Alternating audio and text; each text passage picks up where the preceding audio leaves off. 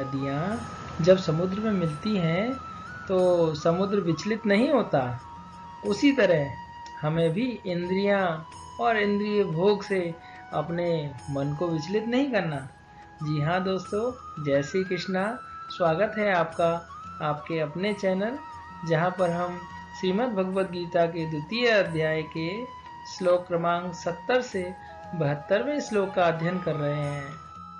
आपूर्यमाणम् अचलप्रतिष्ठं समुद्रमाप प्रविशन्ति यद्वत् तद्वत् कामायं प्रविशन्ति सर्वे स शान्तिमाप्नोति न कामकामी।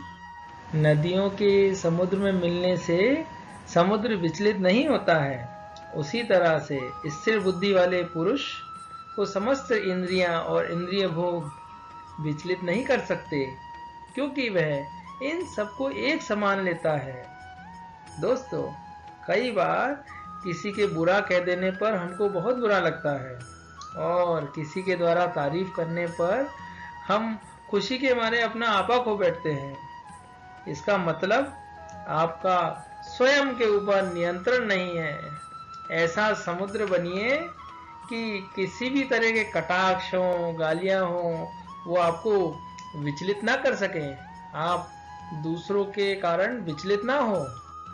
विहाय कामान्यः सर्वान् पुमांश्चरति निःस्पृहः निर्ममो निरहंकारः स शान्तिम् अधिगच्छति।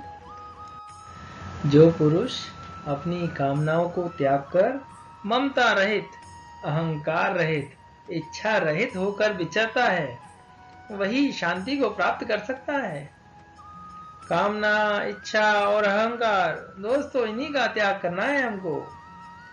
दुनिया में रहकर दुनियादारी से अलग रहना है। ऐसे ही इंसान शांति को प्राप्त कर सकते हैं। दोस्तों, कामयाब वही होता है जो किसी के द्वारा परेशान किए जाने पर भी परेशान नहीं होता।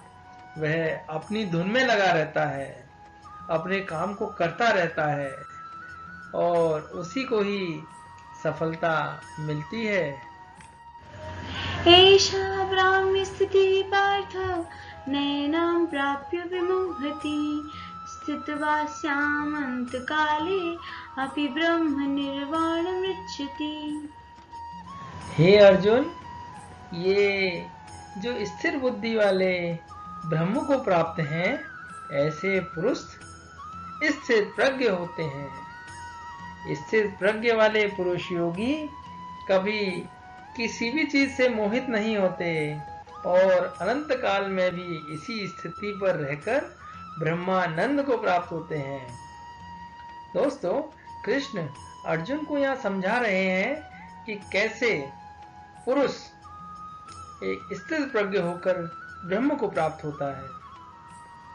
ब्रह्म का मतलब है सबसे बड़ा सत्य और इसके आगे कुछ भी नहीं। अर्थात हर वह व्यक्ति जो अपनी इंद्रियों को अपने पे काबू कर लेता है। स्थिर बुद्धि वाला पुरुष अपने कर्म और लक्ष्य को ध्यान में रखकर सफलता को प्राप्त करता है। दोस्तों, यह था श्रीमद् भगवद गीता का द्वितीय अध्याय सांख्य योग। इस अध्याय में भगवान श्री कृष्ण ने कर्म को समझाया, उसको लेकर हमारे मन में उत्साह बढ़ाया और ये समझाया कि हमें केवल सिर्फ कर्म पर ही फोकस करना है और किसी बात पर नहीं। तो दोस्तों, आज्ञा दीजिए, मिलते हैं आपसे तृतीय अध्याय के अध्ययन में। जय श्री कृष्णा।